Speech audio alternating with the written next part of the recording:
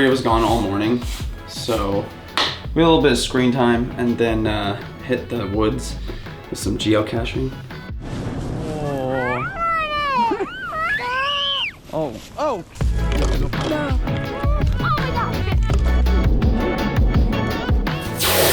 I already got like 5,000 steps, which maybe isn't the best thing, but gotta keep the kids entertained, you know what I mean? So she has them now. This is our plan. So I didn't do it in the morning. Now it's 3 o'clock, almost 3 o'clock. 28 degrees, just below freezing.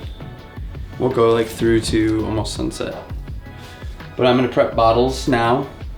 First test. I've seen a lot of people use these, like the culinary bottles. Normally you put condiments in these things. But we did all the ratios yesterday. Let me get my cheat sheet card. Fire! Fire! Fire! Thank you! We're firing! 76 beefs, 34 chickens, okay? Oh, yes, chef! Not enough veins popping on my forehead. Okay. I'm gonna do one gel at the beginning. I have gels in the other room. But the idea is to try to do 6 bottles today. I did a 3-mile loop around my neighborhood to simulate the almost 3-mile loop at McCurdy. So I'm gonna set up a folding table out in the front yard. I've done this before actually, did it 2 years ago with marathon training. When I was first actually testing G1M Sport, I put it on the table like that. It was fall of 2023. And then like electrolyte bottles as well. So I had 4 bottles on the table then, and I think, or no, I put them in cups and then I ditched the cups. So this is a bit different. We're actually, I was on a call for McCurdy and they have a drop zone. So there's a table where everybody picks up their bottles. Everybody in the race gets bottle access.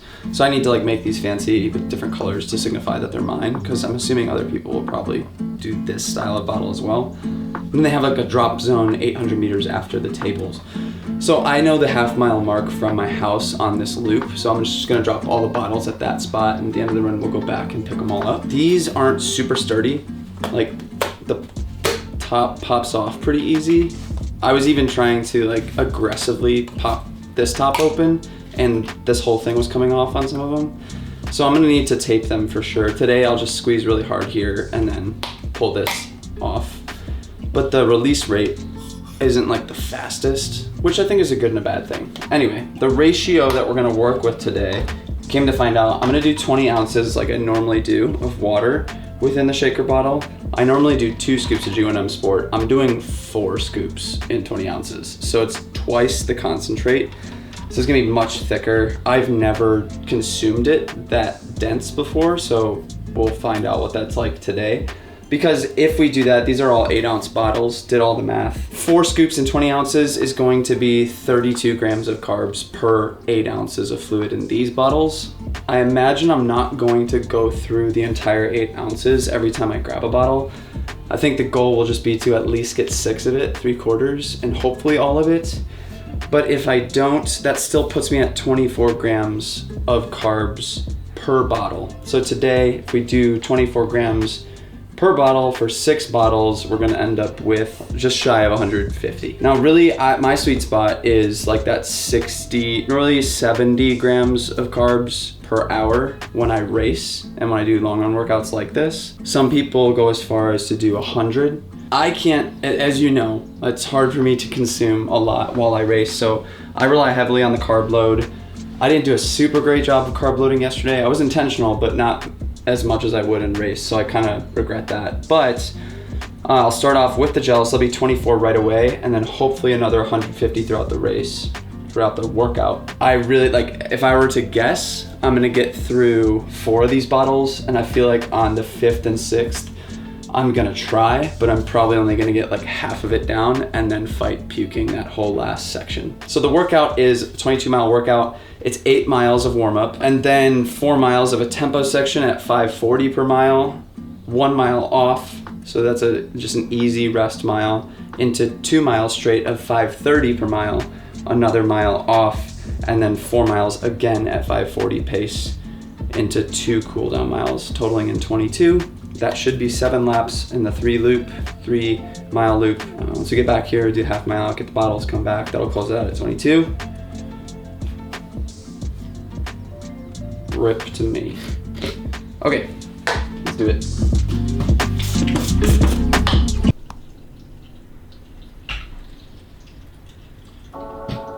Bruh. 4 scoops in 20 ounces. Do the Cyrus. 1, 2. 3. Holy crap, dude. Look at what's sitting on this. Am I even gonna be able to shake this? I know Luke did this for his Iron Man. Yeah. Instead of just like sludge. Okay. It's still liquid. It is crazy to think of the concentrate of this mix versus a gel. I'm consuming just as many carbs in one gel versus this entire bottle, which is really making me think maybe only do 4 bottles in the race. Like, max. Yeah. Like, do I really need it? Because knowing me, if it's just sloshing around in my stomach and not really digesting, I really want this race, like, since you can run with wearing virtually nothing, holding virtually nothing, I want that experience as much as possible.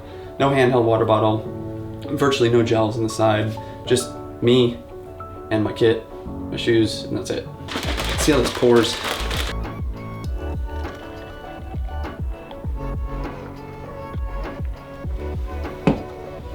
Did you say it was 8.4? Is that what we're saying?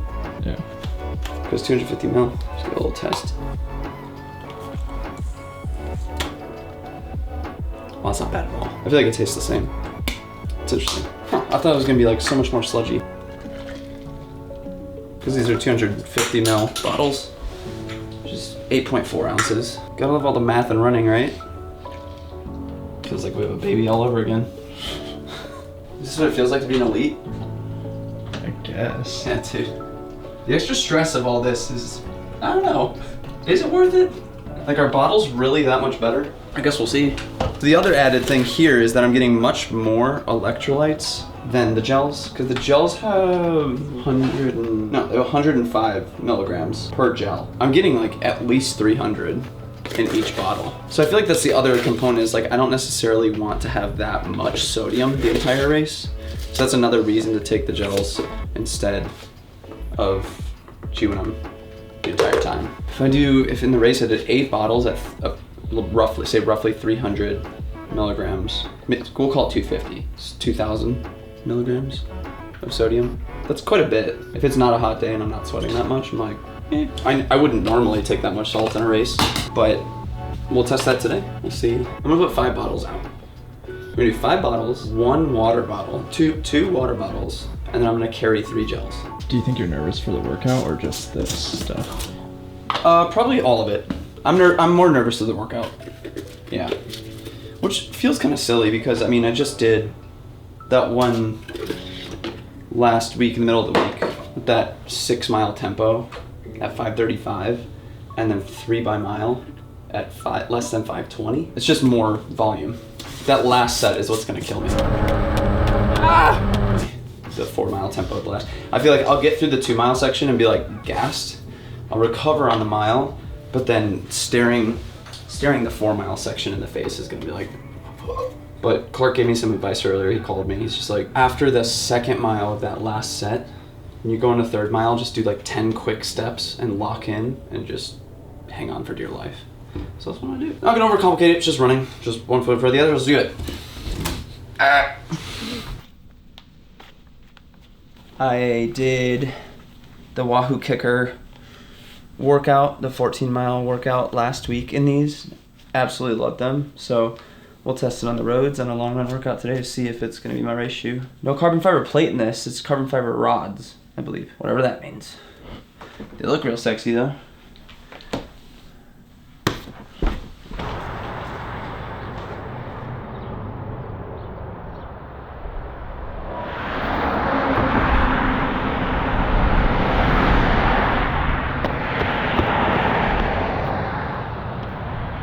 GPS.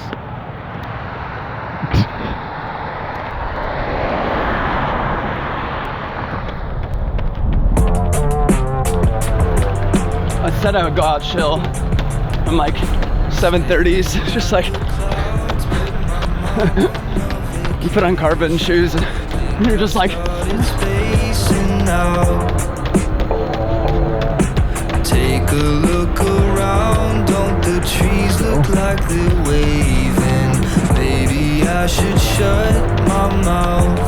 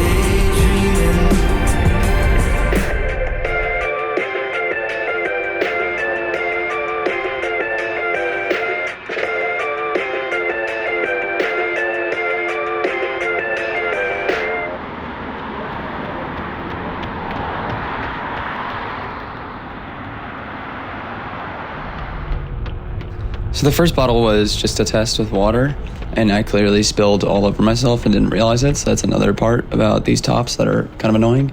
But this is the first G1M bottle, and this is me figuring out, like, is it possible to get this whole thing down within a half mile? But this first practice test isn't even at marathon pace. This is just easy pace. So it was kind of taking a long time with how much the rate of flow comes through that top, which was making me, plan for other things. I'm about 2 weeks removed from doing this voiceover and this video, so already thinking of new things that'll be in the next video and what my new strategy is for bottles. That's me dropping it off at that point I talked about. I also thought I was going to shed this sweater because I would be too warm, but I ended up wearing it the whole workout, which was kind of ridiculous. And then my buddy John just happened to be out on a run. We met a few years ago at Hidden Gem Half, and he lives in town and just happened to be out. So we got to share some miles together, which was really, really special and cool. Appreciate you, man.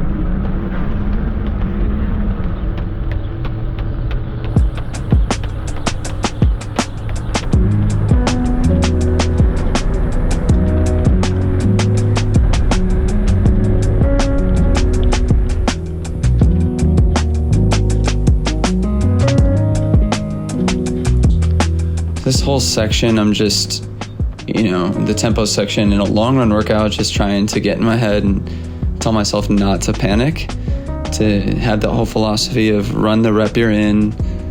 This isn't too hard.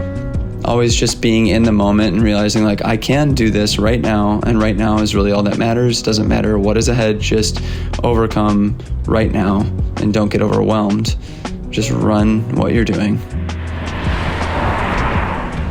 So this was the first bottle at speed, no problem. But this is where I really then got to test G1M for a full half mile at speed, and it wasn't easy. It actually really slowed this mile down. I ended up averaging 5:46 for the mile when I was targeting 5:40. And the first half of the mile was really slow. I think I ran closer to 6 flat pace and then had to make up time, which is super not ideal. Which again, making me pretty nervous about the bottle situation and reevaluate how many bottles I'm gonna use in the race and if I'm gonna cut the tops of those bottles or glue on other tops or try other tops that'll get the flow rate to be better. I think I'm just gonna do an even mix of bottles and gels. That's what I've decided, and cut the tops off to have a better flow rate.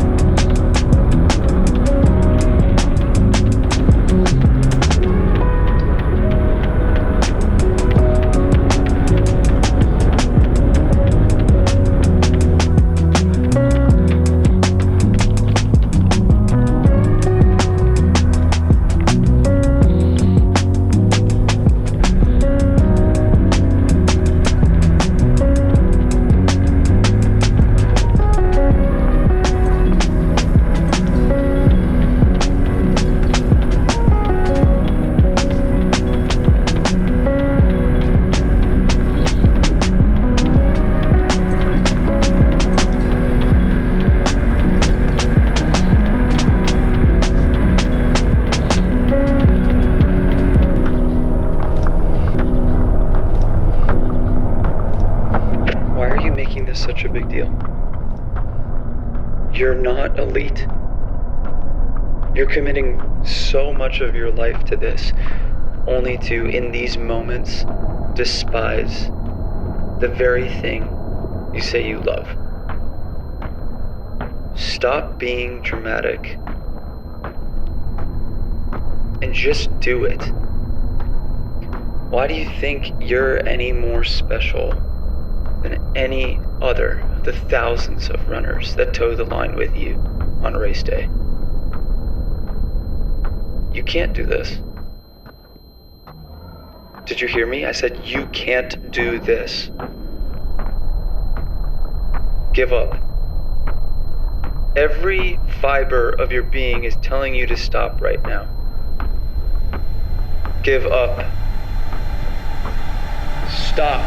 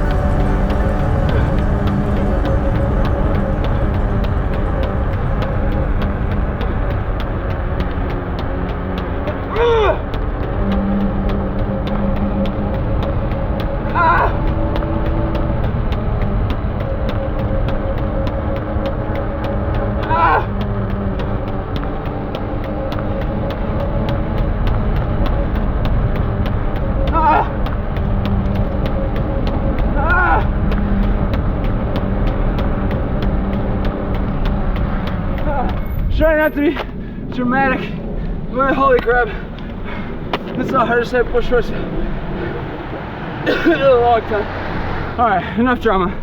Oh my goodness, unbroken.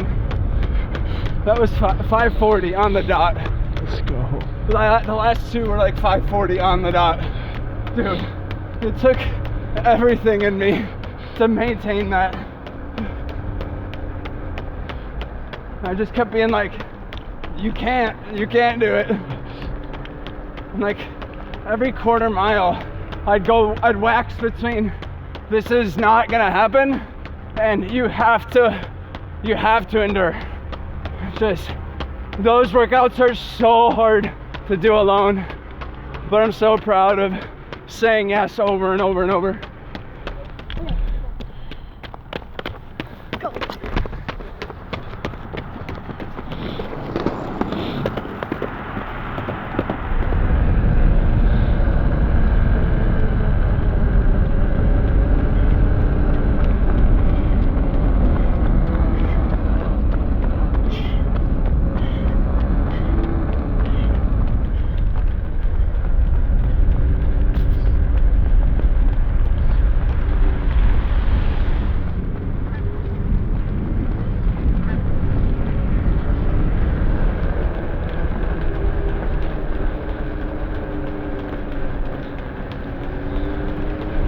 0.1 left, 0.1.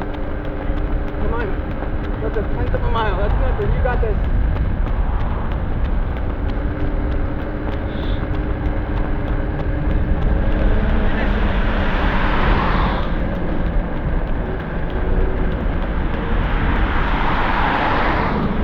Got it. Today was one of those runs where doing it solo was incredibly hard. Like maintaining those paces without being able to follow anyone, super hard. I'm just trying to get really cold. I'm so dang proud of that.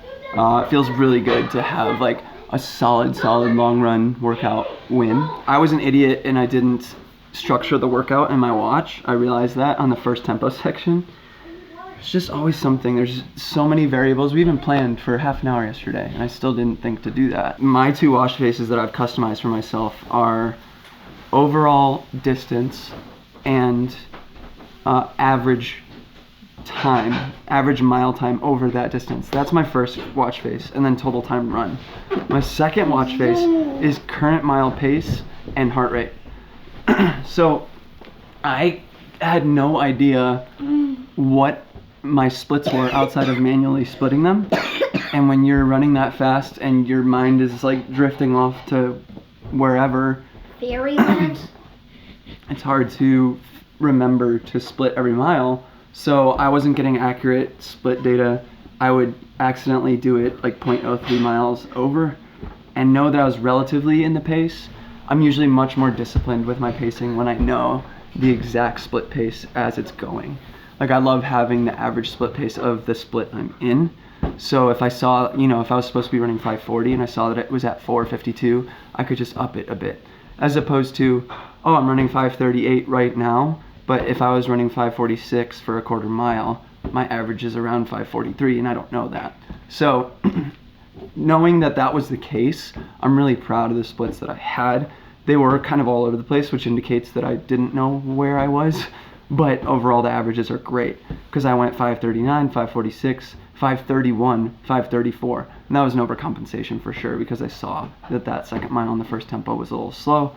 Then I went really hard on the middle 2 miles, 524 and 531, so pretty much bang on. And then the last 4 was 538, 536, 543, and then 540, where I hung on for dear life and just let it all out. I'm so happy with that. It was fun to run with him the last mile. Got a mile PR. Crushed it. Coached him through that last quarter mile. Under 8 minutes. Yeah. So that puts me at 70 for the week. I skipped Wednesday because I just wasn't caught up on sleep. So I'm gonna, I think run 13 tomorrow. Get it up to 83 for the week. Be the 3rd week in a row of 80 plus miles, and we'll cruise through to 2 or 3 more of those, 2 more of those, and then start to taper. We're only a month away. Let's do this. Let's do this. Make it 2:30. Birdie.